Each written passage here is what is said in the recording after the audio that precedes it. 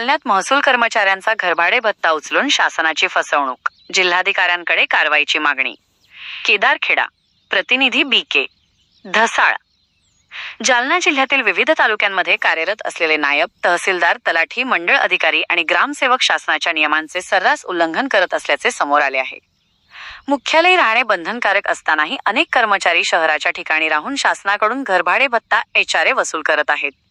या प्रकारामुळे शासनाची मोठी आर्थिक फसवणूक होत असून जिल्हाधिकारी असीमा मित्तल यांनी याकडे गांभीर्याने लक्ष देऊन संबंधित कर्मचाऱ्यांवर कडक कारवाई करावी अशी मागणी जोर धरत आहे.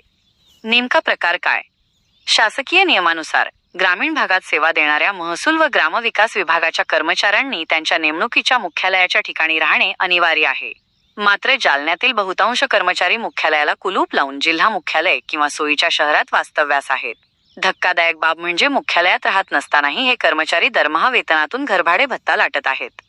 शासनाची आर्थिक फसवणूक. मुख्यालयी न राहता घरभाडे भत्ता उचलणे हा एक प्रकारे शासकीय निधीचा अपहार आणि प्रशासनाची फसवणूक आहे. यामुळे ग्रामीण भागातील जनतेला आपल्या कामासाठी तासनतास कर्मचाऱ्यांची प्रतीक्षा करावी लागते, ज्याचा थेट परिणाम ग्रामीण विकास कामांवर होत आहे.